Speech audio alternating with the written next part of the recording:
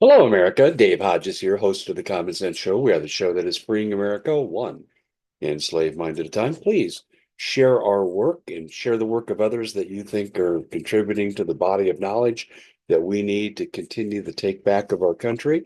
We'd also ask you to follow and subscribe with us, and please share. We also have a Patreon account. We're grateful for the support that you give us. We have a terrific TV show that you should check out, the Common Sense Show.tv, and we have in that show, Hips Hiding in Plain Sight. It's our series on mysteries, and it's really interesting. People say, reminds them a little bit of Art Bell, a little, but Art and I were different in terms of our interests. I think that you'll like this. And we also have our geopolitics on there, as well as our really good interviews. And then finally, you want one-stop shopping, you want convenience, you don't have to keep coming back and forth all the time to find out what's going on. Subscribe to our newsletter. Over 50,000 people do. And what do they get? Well, they get an email delivered to their email box every single day. It's a recapitulation of everything we've done in the previous 24 hours. It's easy and it's free. Go to thecommonsenseshow.com and put in your email address at the newsletter link. That's the only required field. And you'll receive it every day, late afternoon, early evening, depending on your time zone. And you'll say, this is a great time saver. We're brought to you by the great products at Body Align. And you know I'm a user of these products. I haven't been marketing them real long, but I believe in them so much because of what I've experienced. It's time for you to take a look. Now, let's take a look at this. The Ultimate Wellness Band, I got mine right here, packed full of energy and no side effects, completely natural. Then there's the pain patch. And if I was in pain right now, I'd be using this. And if I am in pain, I will be using this. And then we also have the sleep patch, helps you get right into circadian rhythm and you get lots of REM. And then finally, this is the one that really caught my attention. I need my cell phone, but I don't need to die from using my cell phone. The EMF radiation frightens me. So what Body Align did is they went and got this patch, and you can see it right here. It's almost unnoticeable.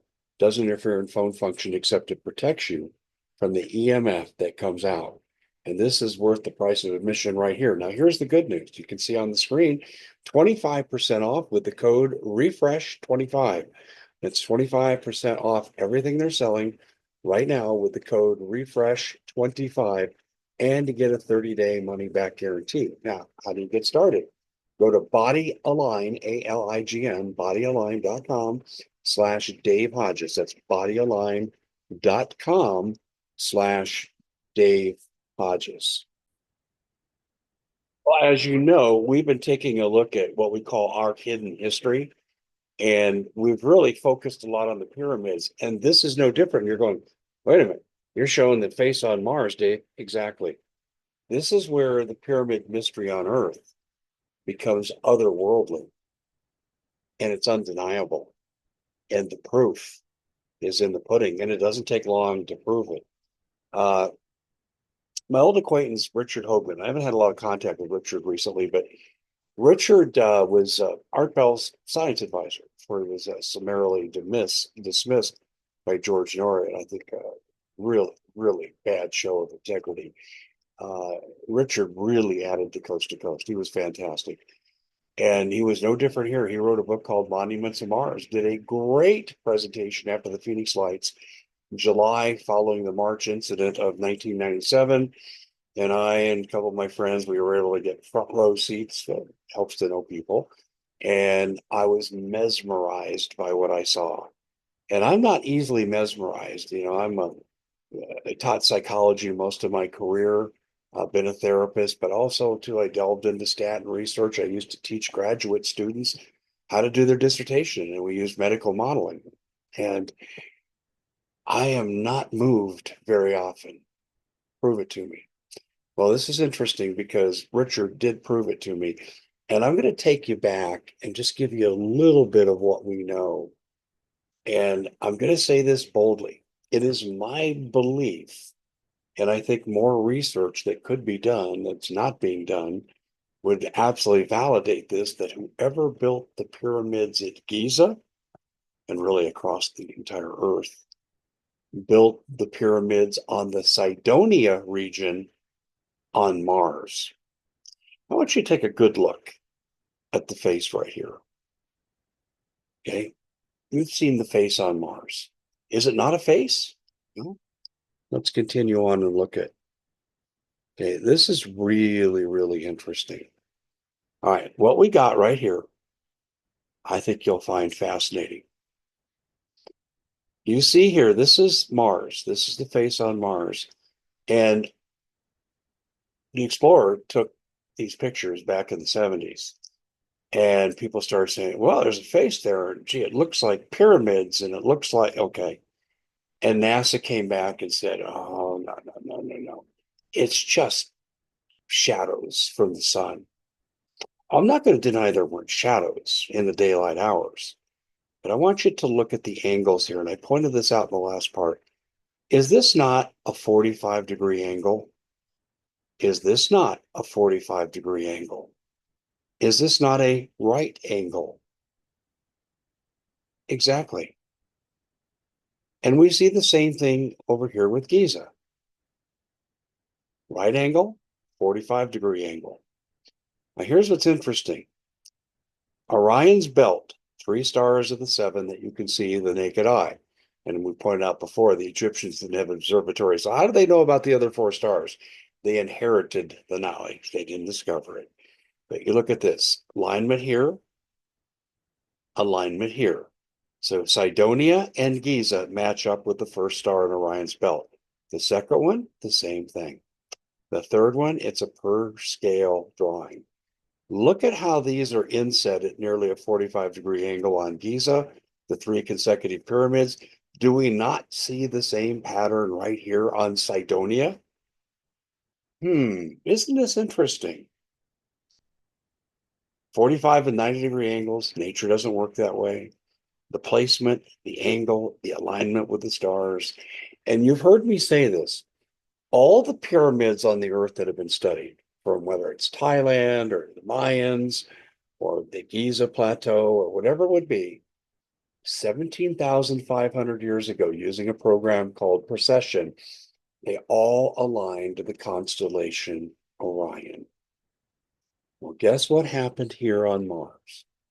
17,500 years ago, we had the same, well, alignment, coordinated action, coincidence, but we had the same thing happen. This is worth the price of admission, people.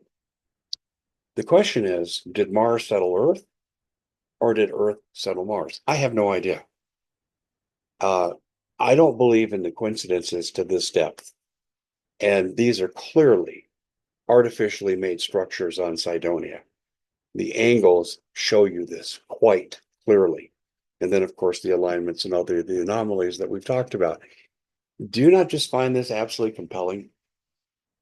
And a lot of people say, well, Dave, you're saying that aliens built it. Well, it depends how you define aliens. What I would guess, if I were to form a hypothesis and take to a university that had the resources to investigate this, but they never will because the feds would never fund it, because the feds want to control the knowledge. You go, well, Dave, that's a conspiracy theory. No, it's not. No, it's not. If you go back to the original founding documents of NASA, the Brookings Institute, you ever heard of that? 1960.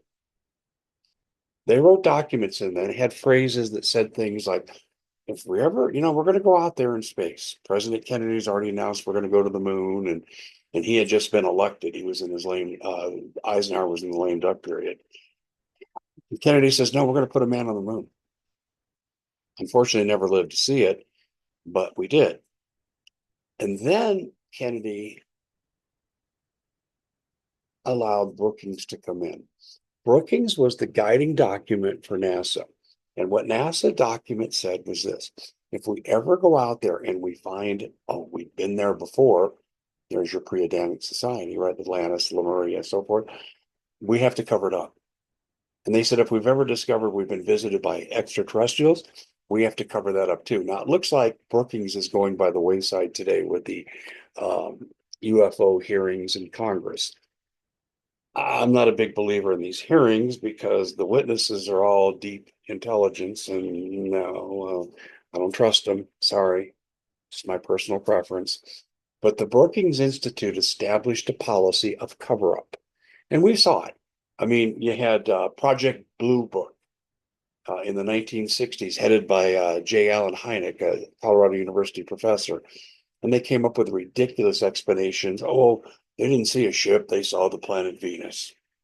Oh, that was swamp gas that they saw.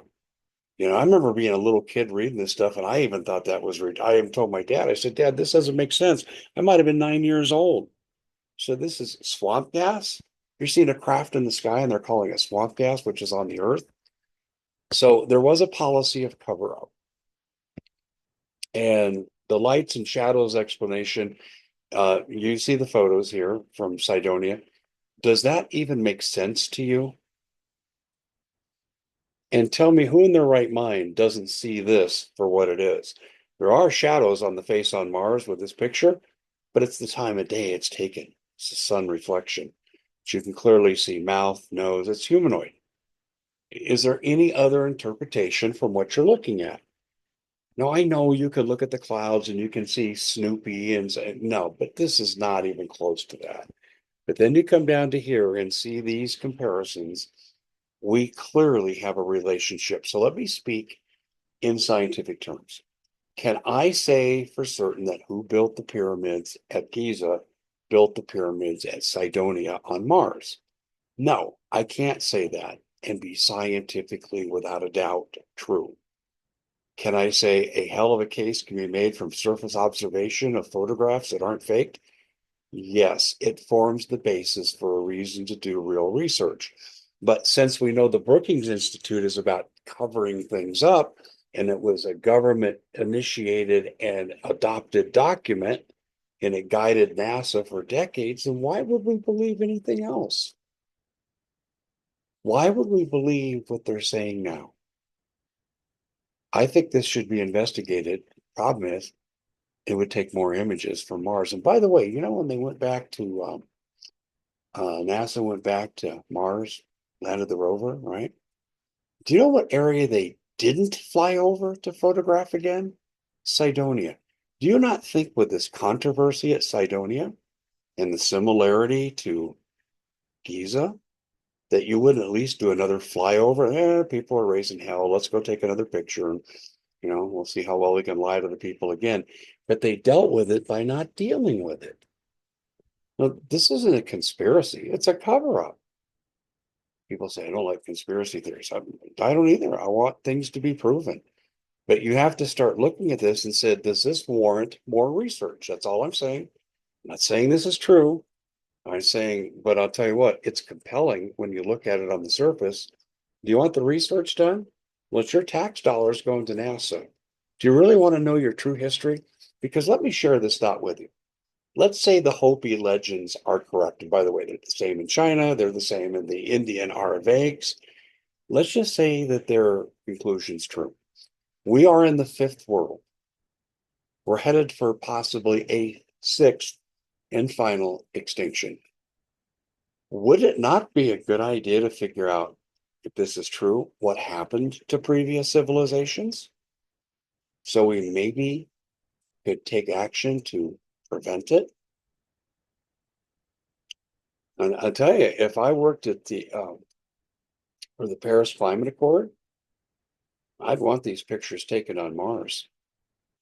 Did something happen to them? Hmm? Exactly. Anyway, I'm Dave Hodges. I present you with interesting information in begging for the government to do the right thing and investigate. And if there's nothing to it and they can prove it conclusively, then we'll just say, well, it was an interesting discussion we had, but no fruit was born. I don't think that's what's going to happen if we're ever lucky enough to have this occur. Now, we do have the right president in office to maybe initiate this, just to fly by, take the pictures. By the way, they found water on Mars. Thanks for joining us. We'll see you back here next time.